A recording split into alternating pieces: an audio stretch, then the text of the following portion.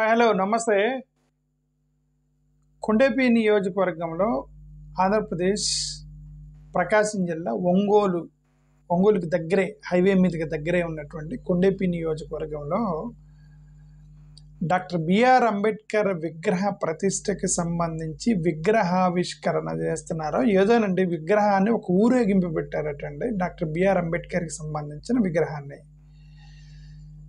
So ఆ విగ్రహాన్ని ఊరేగిస్తూ ఉన్నప్పుడు పల్లెటూరుల్లో, అంటే కొండేపి నియోజకవర్గంలో ఒక గ్రామం అనుకోండి, ఒక పల్లెటూరుల్లో విగ్రహాలని అంటే కొంచెం ఏమంటారు, ఈ దళిత కాలనీలు కాకుండా ఊరు అంటారు పల్లెటూరుల్లో, ఇది ఊరిలోకి అంటారు. ఓకే, అంటే అక్కడ కొంచెం అగ్రవర్ణ కులాలు, ఆధిపత్య కులాలు సంబంధించిన వాటి, ఇంకా గట్టిగా మాట అంటే రెడ్డి కాలనీలు, లేదంటే కమ్మోలు కాలనీలో, కాపులు కాలనీలు. ఇప్పుడు ఈస్ట్ వెస్ట్ గోదావరిలో అయితే కాపులు, ప్రకాశం జిల్లా కాబట్టి మేబీ అది రెడ్డిలు కానీ లేదంటే కమ్మోలు కానీ అయ్యి ఉండవచ్చు ఆ గ్రామంలో. ఓకే, సో వాళ్ళ కాలనీలోకి ఈ అంబేద్కర్ విగ్రహాన్ని తీసుకెళ్తుంటే మా ఊర్లోకి రానియము అన్నారట.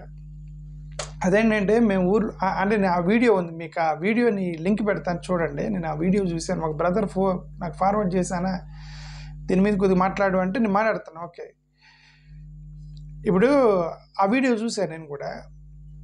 ఆ వీడియోలో ఒక చిన్న ఫుటేజ్ ప్లే చేశాడు అతను, అది మీకు లింక్ ఇస్తున్నాను చూడండి. ఆ ఫుటేజ్లో అతను ఏమంటాడంటే, అంటే ఒక పెద్ద ఆయన ఏమంటారంటే, ఆయన మా గ్రామంలోకి ఊరేగింపు రానియొద్దు అని అంటాడు, మా ఊర్లోకి వద్దు అని అన్నాడు అనమాట. అదేంటంటే మేము ఎందుకు రాకూడదు అంటే, మీరు రావచ్చు, మీరు కావాలంటే మీరు తిరగండి రోడ్ల మీద, మీరు తిరగండి, కానీ ఆ విగ్రహం మాత్రం రాకూడదు అని. ఎవరిని? అంబేద్కర్ విగ్రహాన్ని. ఆ ఒక్క ఫుటేజ్ నాకు ఆ వీడియోలో చూశాను నేను. ఓకే, సరే మనం దాని మీద పెద్ద ఆర్గ్యుమెంట్ చేయలేము, ఎందుకంటే గ్రామీణ ప్రాంతాల్లో వ్యవస్థలు అలానే ఉన్నాయి. పోనీ వాళ్ళ దగ్గరికి వెళ్ళి రాజ్యాంగం, హక్కులు ఇవన్నీ మాట్లాడితే వాళ్ళకి అర్థం కాదు, ఎందుకంటే first of all they are illiterates. ఇప్పుడు రెడ్ అయినా కమ్మ అయినా కూడా ఆబ్వియస్లీ గ్రామీణ ప్రాంతాలు ఇల్లిటరేట్స్. ఓకే, వ్యవసాయం చేసుకునేటువంటి వాళ్ళు, వ్యవసాయం చేసుకునే వాళ్ళతో మనం వెళ్ళి చట్టాలు, న్యాయాలు, ధర్మాల గురించి వాళ్ళకి బుర్రకి వాళ్ళకి గత కొంతకాలం నుంచి వాళ్ళకి తెలిసింది ఏంటంటే, ఇది అంబేద్కర్ విగ్రహం అనేది మాలమాదిగపల్లెల్లో ఉండేది, ఆ మాలోళ్ళ మనిషి అతను విగ్రహాలు మాదిగపల్లెల్లో పెడతారు, మనోడు కాదు, మన కులపోడు కాదు, ఇంకా గట్టిగా చెప్పాలి మన కులపోడు కాదు అనేటువంటి ఉద్దేశంలో ఉంటారు వాళ్ళు గ్రామీణ ప్రాంతాల్లో. మన మాది కూడా గ్రామమే, ఆ ఉద్దేశం ఉంటారు గ్రామీణ ప్రాంతాల్లో. వాళ్ళ దగ్గరికి వెళ్ళి మనం చెప్పలేమండి, ఈయన రాజ్యాంగం రాశాడు, ఈయన మాకు మాత్రమే కాదు మీకు రాజ్యాంగం రాశాడు, మీకు కూడా భారతదేశానికి రాజ్యాంగ నిర్మాత అని చెప్పిన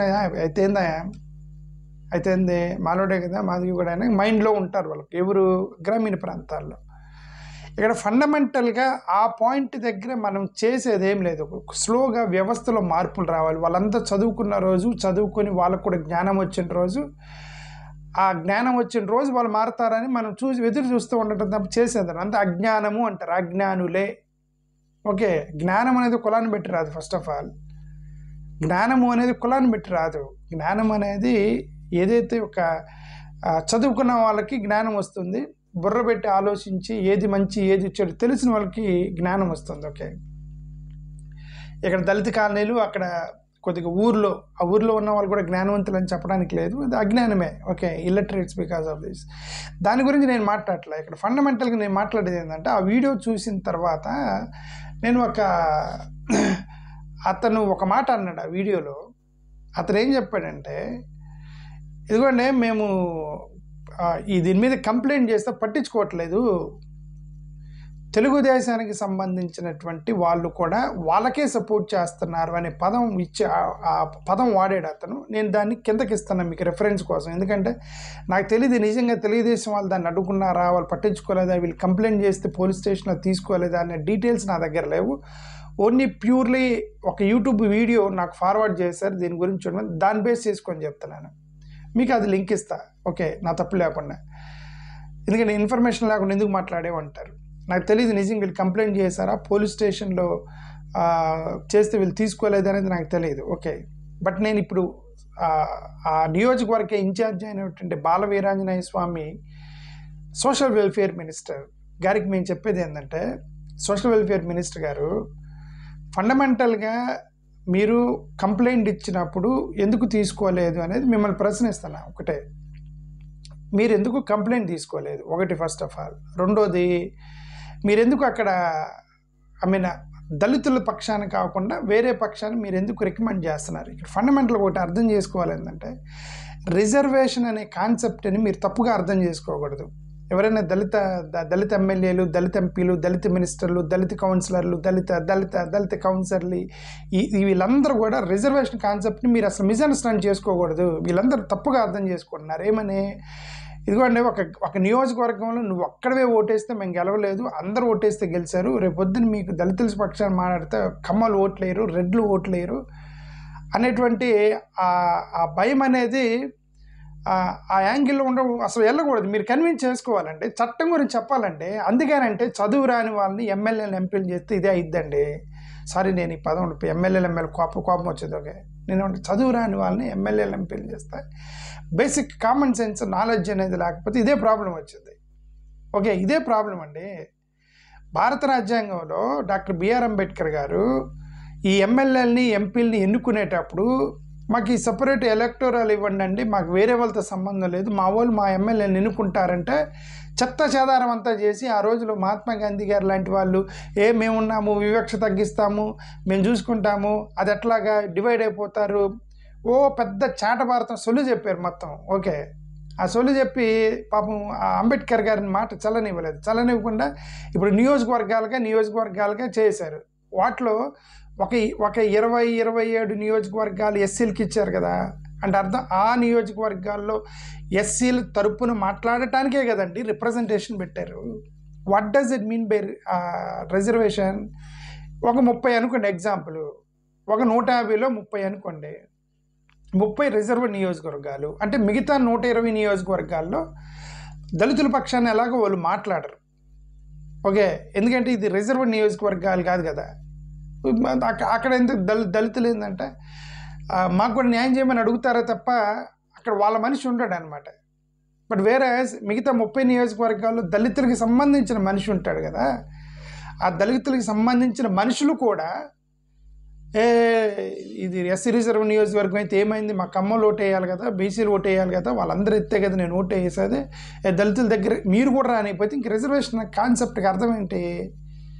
నేను ఐఎమ్ జస్ట్ ఆస్కింగ్ ది దళిత ఎమ్మెల్యేలు, దళిత మినిస్టర్లు, మీరందరూ కూడా ఎక్కడెక్కడైతే దళిత ఎమ్మెల్యేలు దళిత నియోజకవర్గాల్లో ఉన్నవారో మీకు చెప్పేది ఏంటంటే, అసలు మీరు కూడా దీన్ని అపార్థం చేసుకుంటే ఇక రిజర్వేషన్ కాన్సెప్ట్ ఏందండి నాకు అర్థం కాలేదు.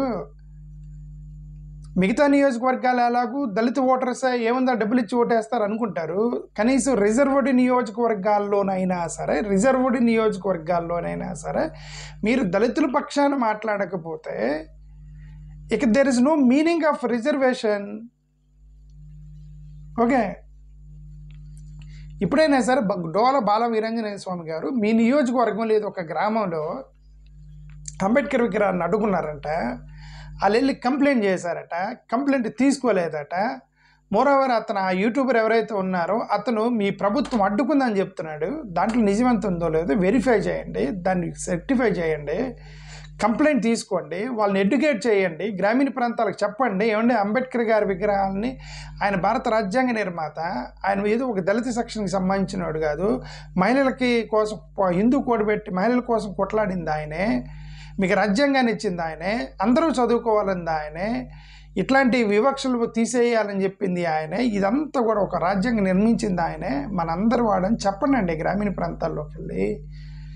కనీసం ఎస్సీ ఎమ్మెల్యేలు, ఎస్సీ రిజర్వ్ నియోజకవర్గాలు ఏది 27 ఉన్నాయో ఆ 27ని బాగు చేయండి అండి. 175 నియోజకవర్గాల్లో దళితులు ఎలా సఫర్ అవుతూ ఉంటారండి. 175లో ఒక 30 రిజర్వ్డ్ అనుకోండి, ఆ 140 వదిలేయండి. ముందే ఈ రిజర్వ్ నియోజకవర్గాలను బాగు చేయండి సార్. ఈ రిజర్వ్ నియోజకవర్గం బాగు చేయండి. చెయ్యరు. ఎందుకు చేయరంటే అక్కడ ఎక్కువ మాట్లాడితే వాళ్ళు ఓట్లు వేయరంట. ఎవరు? ఆధిపత్య కులానికి సంబంధించిన అగ్రవర్ణాలు ఓట్లు వేయరు దళితుల గురించి మాట్లాడితే. బట్ మీరెట్లో ఓట్లు వేస్తున్నారుగా 175 నియోజకవర్గాల్లో, దళితులు ఓట్లు వేస్తున్నారుగా 175 నియోజకవర్గాల్లో. ఎందుకు ఎట్లా డబ్బులు తీసుకొని ఓటేస్తున్నారు అంతేగా. అల్టిమేట్గా వాళ్ళు అనేది ఏంటంటే వీళ్ళకి డబ్బులు ఇస్తే ఓటేస్తారు, వాళ్ళదేముందని. ఓకే, ఈ వ్యవస్థని ఎవరు మార్చాలో తెలియదు, దళితులు మార్చాలో తెలియదు, వాళ్ళని మార్చాలో తెలియనప్పుడు కనీసం ఎడ్యుకేటెడ్ పీపుల్ అయినా సరే ఎడ్యుకేట్ చేయండి. మా మినిస్టర్ గారు మీ నియోజకవర్గంలో ఏదో జరుగుతుందంట, దయచేసి మీరు వెళ్ళండి, నేను చెప్పదలుచుకుంది అదే. ఓకే, చూసి బాధేసింది ఆ వీడియో చూసి. Okay, thank you.